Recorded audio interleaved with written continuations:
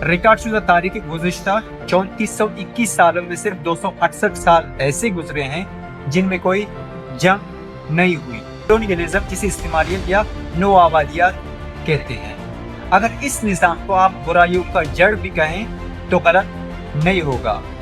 वो non Christians पर हमला करे, उन्हें शिकस्त दे, उनके लैंड छीन दे और उन्हें हमेशा के लिए गुलाम बनाए।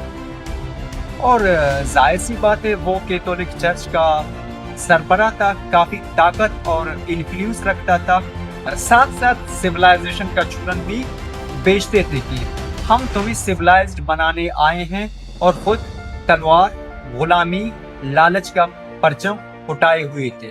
सबसे पहले पोर्चुगल और स्पेन निकले जमीनों पर कब्जा करने, फिर बरतानिया, फ्रांस और दूसरे यूरोपीय ममालिक भी मैदान में कूद पड़े। अगर जुल्म, बर्बरियत और नस्ल खुशी की बात करें तो फिर हिटलर इन कॉलोनियल पावर्स के सामने एक छोटा सा खिलाड़ी लगता है। बात करें किंग लियोपोल्ड II की, जिसने कांगो को अपना पर्सनल कॉलोनी बनाया था, लोगों के हाथ काटता था, करोड़ों लोगों के कातिल थे। ऑस्ट्रेलिया और न्यूजीलैंड में क्या किया?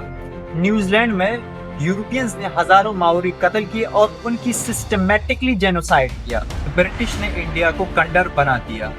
Educational and linguistic operation, economic exploitation और ब्रूटलिटी के तमाम फॉर्म्स अप्लाई किए।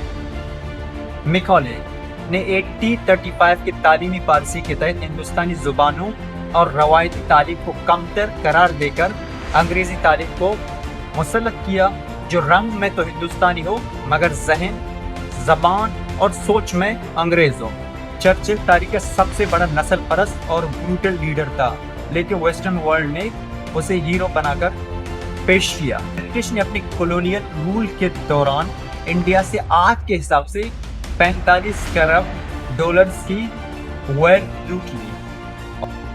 अगर आज दुनिया में बदअमनी, फसाद, लालच, मुनाफिकत, जुल्म मौजूद हैं तो याद रखें इनकी जड़ें बहुत पुरानी और गहरी हैं।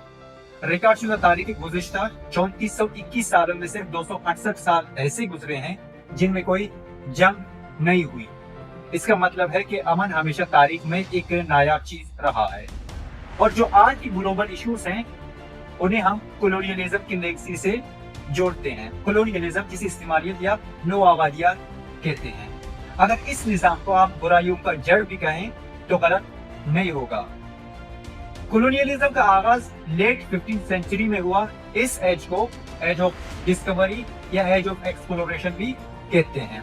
उस वक्त पोप निकोलस V, जो कैथोलिक चर्च के हेड थे, उसने पोर्चुगल के किंग को पेपल बुल्स जारी किए। पोर्चुगल के किंग को इजाजत दिया गया वो नॉन क्रिश्चियंस पर हमला करे, उन्हें शिकस्त दे, उनके लैंड्स छीन दे और उन्हें हमेशा के लिए गुलाम बनाए। और जाहिर सी बात है वो कैथोलिक चर्च का सरबराह था, काफी ताकत और इन्फ्लुएंस रखता था। अगर आज कोई आम मौलवी फतवा दे, फिलाना का सर ले आए तो आप बिना सवाल किए ये काम करोगे। सो कॉलोनियलिज्म जवाब के साथ साथ सवाब भी था। जो नॉन क्रिश्चियन थे उन्हें क्रिश्चियनिटी में कन्वर्ट करते थे और साथ साथ सिविलाइजेशन का चूरन भी बेचते थे कि हम तुम्हें सिविलाइज्ड बनाने आए हैं, और खुद तलवार, गुलामी, लालच का परचम उठाए हुए थे। सबसे पहले पोर्चुगल और स्पेन निकले जमीनों पर कब्जा करने, फिर बरतानिया, फ्रांस और दूसरे यूरोपीय ममालिक भी मैदान में कूद पड़े। यूं दुनिया को सिविलाइजेशन के नाम पर बांटा जाने लगा। अगर जुल्म, बर्बरियत और नस्ल खुशी की बात करें तो फिर हिटलर इन कॉलोनियल पावर्स के सामने एक छोटा सा खिलाड़ी लगता है। और मैं हैरान हूँ, लोग बार बार ये दोहराते हैं कि हिटलर ने 60 लाख यहूदी मार डाले, मगर क्या आपने कभी ये सोचा है कि इन कॉलोनियल पावर्स ने कितने बेशुमार कत्ल किए जिनकी गिनती तो मुमकिन ही नहीं। हिटलर एक दिन में हिटलर नहीं बना, इससे ओपियस, द 12 और कैथोलिक चर्च का खामोश मुआहदा था। पूरा यूरोप खामोश था जब लाखों यहूदियों को जिंदा जलाया जा रहा था। अच्छा, बात करें किंग लियोपोल्ड II की, जिसने कांगो को अपना पर्सनल कॉलोनी बनाया था, लोगों के हाथ काटता था, करोड़ों लोगों के कातिल थे। जंग में क्या किया? जनरल के दिन में 10 से 12 हजार सूडानीज कत्ल किया। अमेरिका में क्या किया?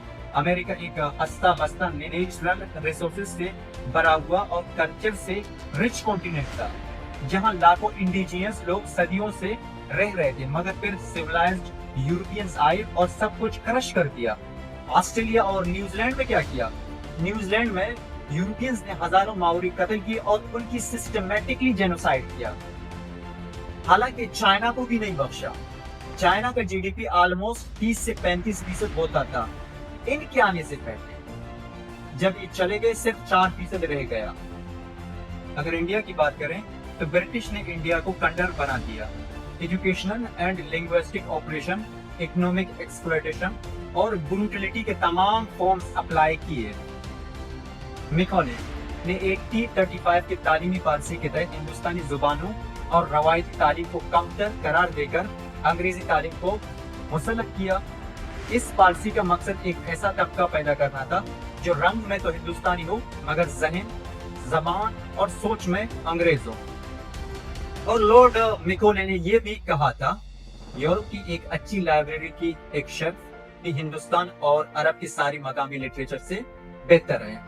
अगर ब्रूटलिटी की बात करें तो जलियांवाला बाग अमृतसर में 1919 को जनरल डायर ने एक पुरअमन हुजूम पर स्ट्रेट फायर करवाया, जिसमें 1000 से ज्यादा बेगुनाह लोग मारे गए।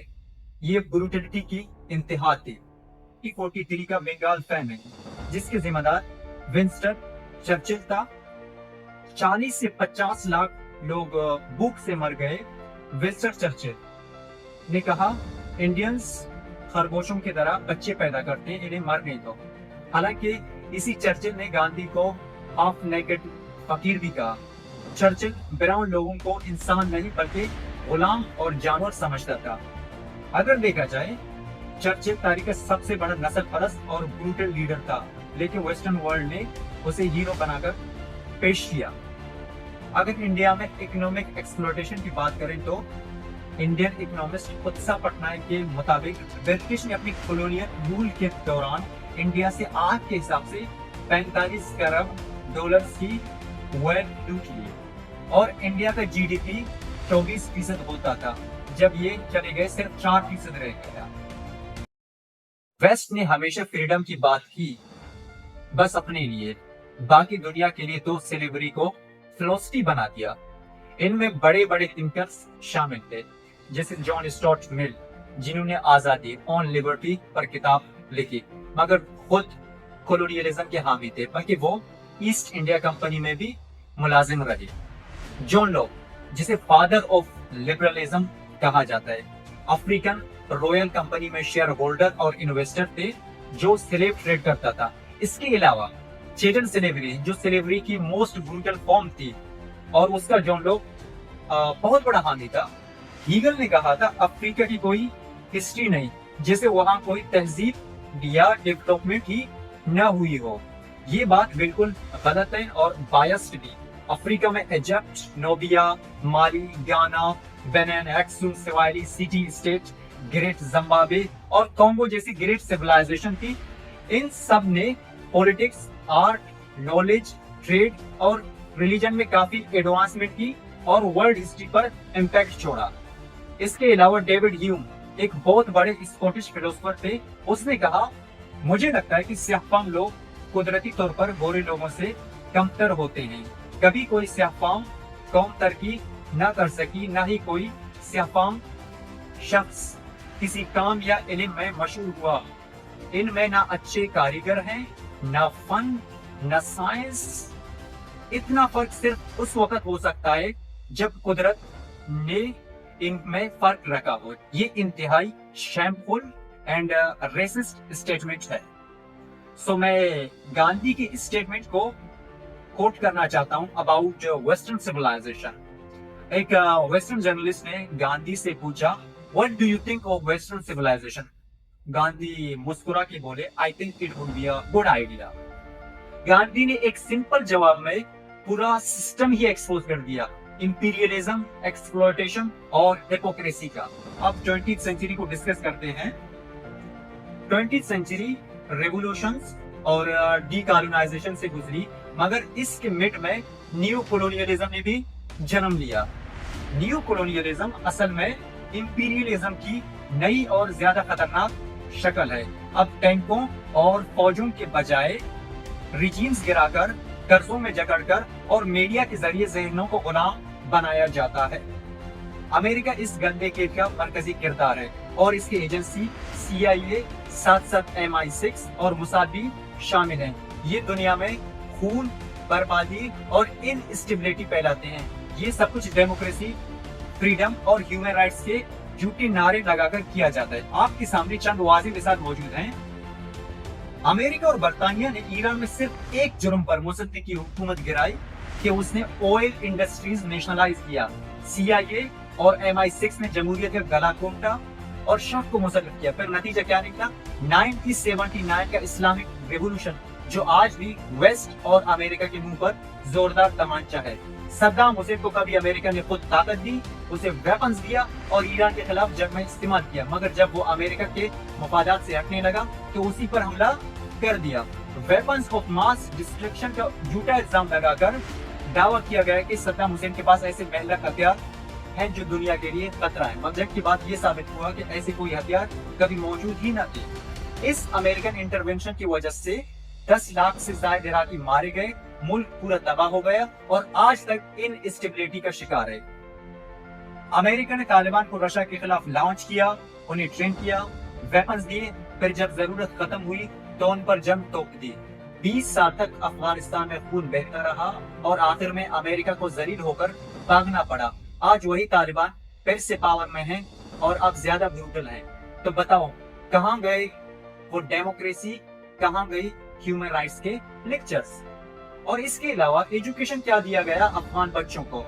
अमेरिका ने अफगानिस्तान में लाखों डॉलर खर्च करके बच्चों को ABC नहीं, G for gun, J for जिहाद सिखाया।